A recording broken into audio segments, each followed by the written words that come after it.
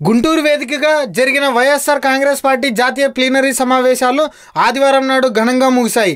ఈ కార్యక్రమంలో చివరి రోజు వైసీపీ అధినేత వైఎస్ జగన్మోహన్ రెడ్డి ప్రసంగిస్తూ అనేక సంచలన నిర్ణయాలు ప్రకటించారు. 2019 ఎన్నికల్లో విజయమే లక్ష్యంగా పలు పథకాలను జగన్ ప్రకటించడమే కాకుండా ఇవన్నీ ప్రజలకు తెలియజేసేందుకు రాష్ట్ర వ్యాప్తంగా పాదయాత్ర చేస్తున్నట్లు ప్రకటించారు. పాదయాత్ర షెడ్యూల్: ఈ ఏడాది అక్టోబర్ 27న కడప జిల్లా ఇడుపులపాయ నుంచి పాదయాత్రను ప్రారంభించనున్నట్లు జగన్ ప్రకటించారు.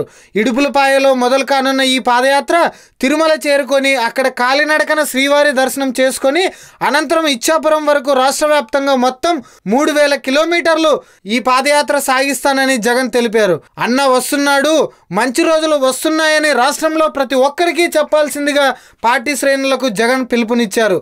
దివంగత నేత వైఎస్ రాజశేఖర రెడ్డి మాదిరిగానే ప్రజల నుంచి అధికారాన్ని తీసుకువద్దామని, ఆయన మాదిరిగానే ఇచ్చిన ప్రతి హామీని నిలబెట్టుకుందామని, దేవుడి ఆశీస్సులతో సువర్ణ యుగాన్ని అందిద్దామని, దీనికోసం మీరందరూ సహాయ సహకారాలు అందించాలని జగన్ పార్టీ శ్రేణులను కోరారు.